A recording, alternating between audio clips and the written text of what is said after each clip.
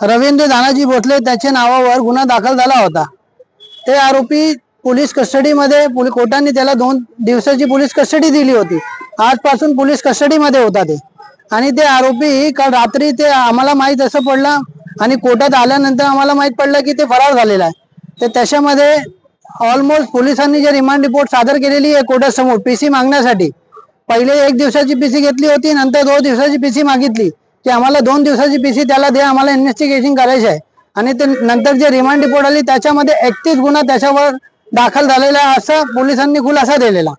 आणि त्याच्यानंतर 2 दिवसानंतर डेप्युटी कमिशनर पोलीसने एक प्रेस रिलीज करून सांगितलं होतं प्रेसमध्ये की बाबा मोठा आरोपी आहे, गंभीर स्वरूपाचा गुन्हा केलेला आहे, पूर्ण भिवंडीमध्ये त्याची दहशत आहे आणि काल रात्री ते फरार झालेला।